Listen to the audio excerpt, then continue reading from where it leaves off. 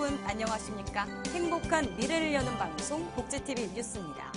지난해 수십 명의 사상자를 낸 장성 요양병원 화재 사건, 허술한 안전관리가 대형 참사를 불러왔었는데요.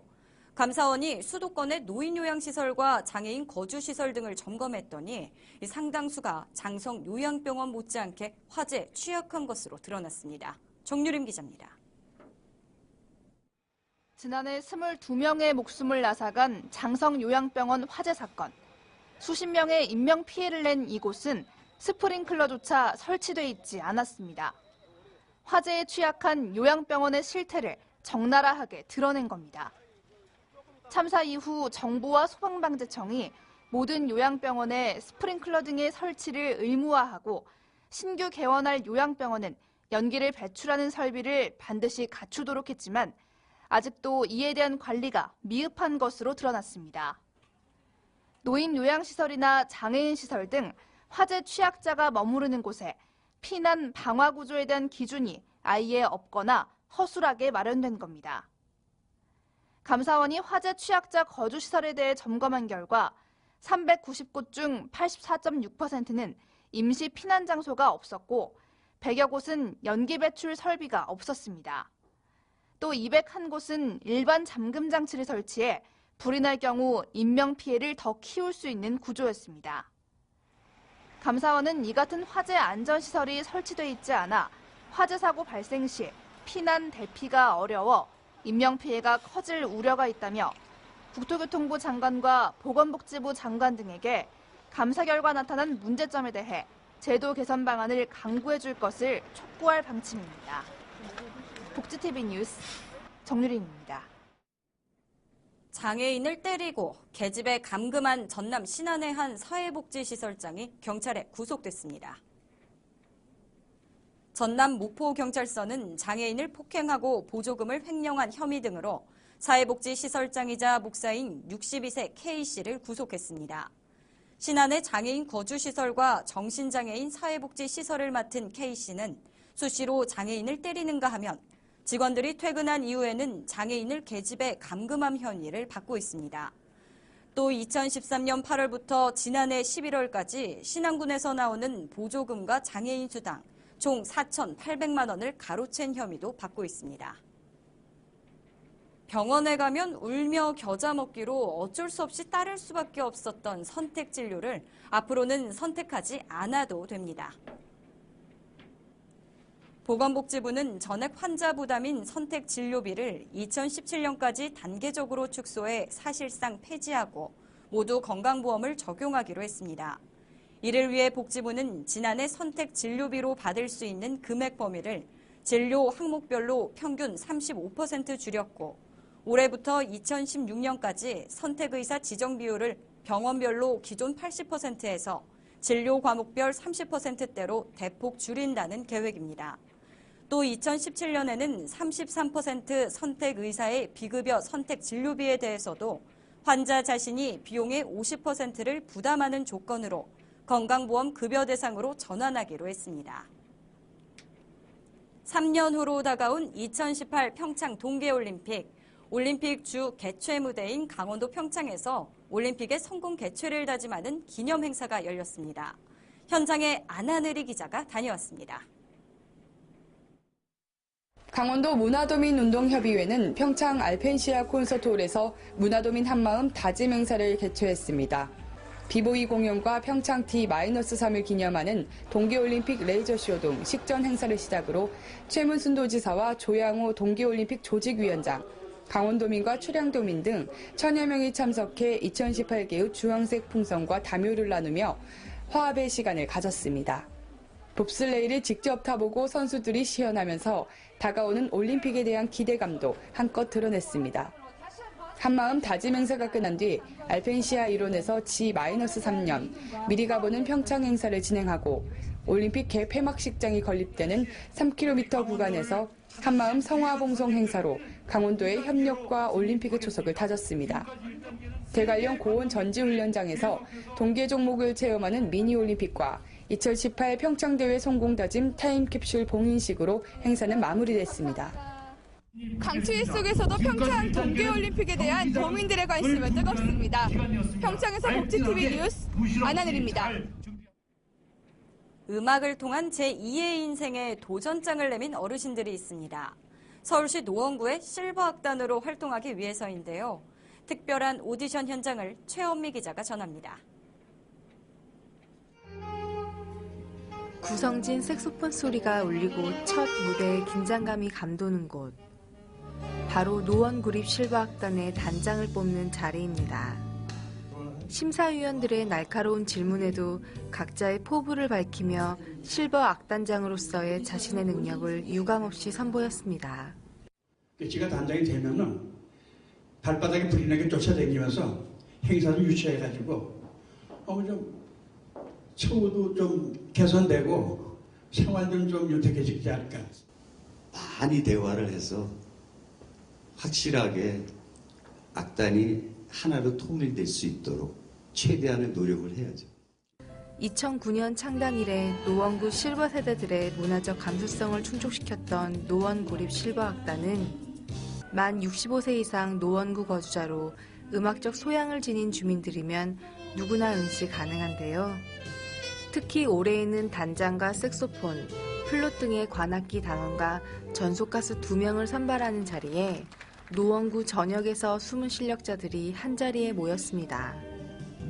올해는 만약에 되어진다면 항상 열심히는 해왔지만 더 질 높게 연습 더 많이 해서 더 화합해서 더 좋은 음악을 할 수 있도록 최선을 다하겠습니다. 저희 부모님도 외래올 때는 제가 그 앞에서 노래도 불러드리고 어깨도 주물러 드리는데 그런 항상 저희 친정 부모님 같은 생각으로 그 봉사를 하러 다녔으면 좋겠습니다. 평균 연령 68세. 황혼의 저력을 선보이며 제2의 인생을 펼쳐나갈 노원구립 실버악단. 앞으로 새로운 단장과 단원들이 함께하는 노원구립 실버악단은 노원구 전역에서 행복한 음악 전도사로 활동할 예정입니다. 복지TV 뉴스 최현미입니다. 복지TV 전남지사가 광양시 정현복 시장을 만나 모든 시민이 행복한 광양시를 만들기 위한 올 한 해 복지 서비스에 대한 이야기를 담아왔습니다. 존경하는 광양 시민 여러분, 구봉산 전망대에서 시민들의 건강을 기원했던 을미년 새해가 벌써 2달째로 접어들었습니다. 다시 한번 청양의 해에 광양 시민 모두가 행복하고 좋은 결실 맺으시기를 바랍니다. 그리고 다가오는 설 명절과 정월 대보름을 맞아 각 가정마다 웃음과 행운이 깃들기를 바랍니다. 2015년도 사회복지 분야 업무 추진 방향은 취약계층에 대한 맞춤형 복지 확대입니다. 특히 광양형 틈새 계층 지원 사업을 시행해 제도권 내에서 보호받지 못하는 분들에 대한 지원을 강화합니다. 도움이 필요한 곳을 찾아가는 OK 생활민원 기동대를 더욱 활성화해 나가고 생애 주기별로 꼭 필요한 서비스를 제공하겠습니다. 시 인구 30%가 넘는 자원봉사자를 활용해 시민이 시민을 돕는 복지 안정망 체계를 만들겠습니다. 어르신들의 노후 생활이 보장될 수 있도록 노인 일자리와 장수 노인 수당을 2배로 늘리고 장애인 일자리와 다문화 가족 사회 적응 통합 서비스도 확대해 지원해 나가겠습니다. 올해부터 사회복지 관계자분들의 안정적인 직무 환경 조성을 위해 정부 지원 상해 공제보험 전액을 시에서 지원합니다. 아울러 사회복지시설 종사자 특별수당과 보육교직원 처우 개선비 지급 대상을 확대합니다. 여러분들이 더욱 자존감을 갖고 직무에 임할 수 있도록 복지와 근무 환경 개선에 열과 성을 다하겠습니다. 올 한 해도 항상 건강하시고 행복하시길 바랍니다. 감사합니다.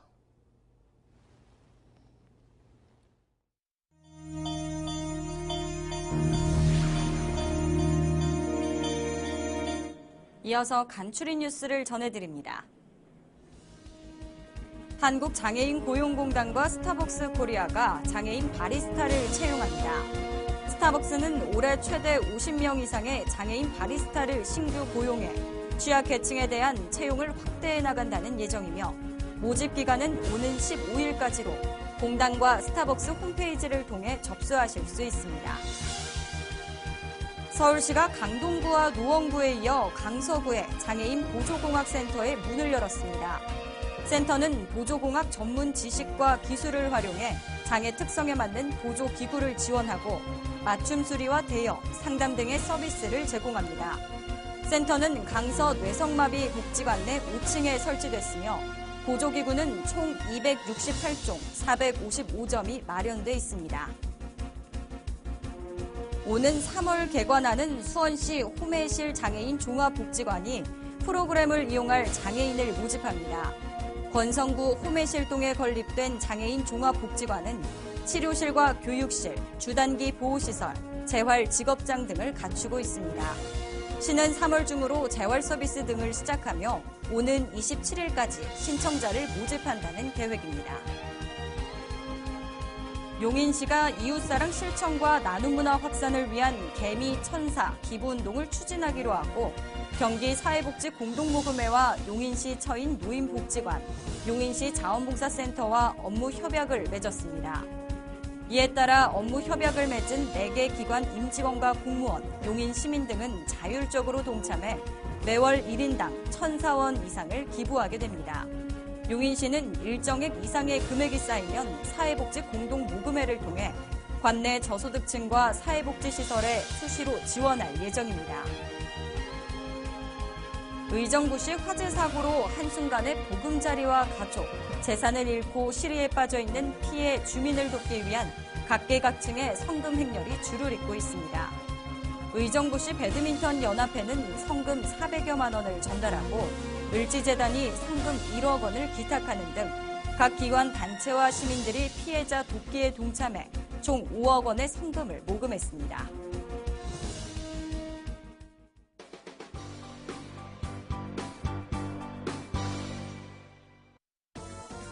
미리 보는 장애인 신문 시간입니다. 먼저 첫 번째 기사는 제12회 전국 장애인 동계체육대회 소식입니다.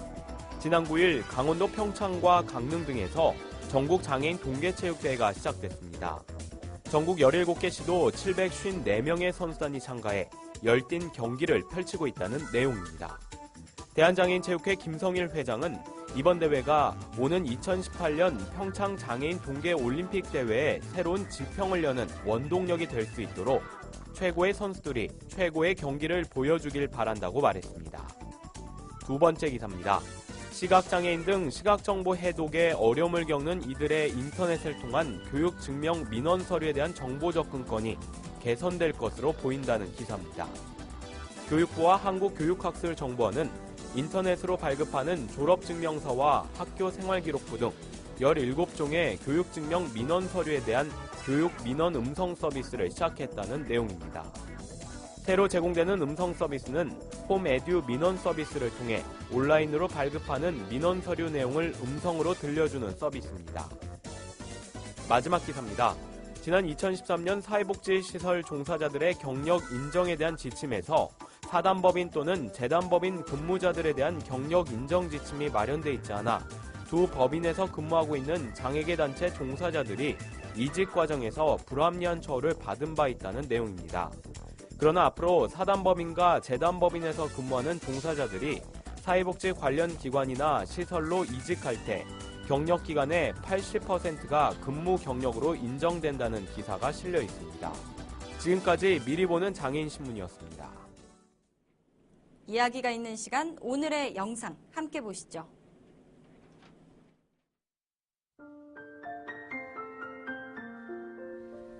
차가운 강물 속에서 구조되어 나오는 한 남성.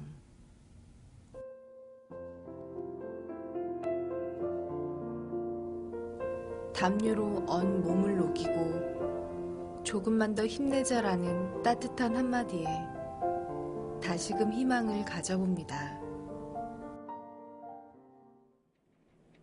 각박한 현대사회에 삶보다는 죽음을 택하는 이들이 끊이지 않고 있습니다. 이 풀리지 않는 어려움에 고립된 순간 누군가의 괜찮아질 것이라는 작은 위로 한마디는 다시금 희망을 갖게 하는 메시지로 다가오기도 하는데요.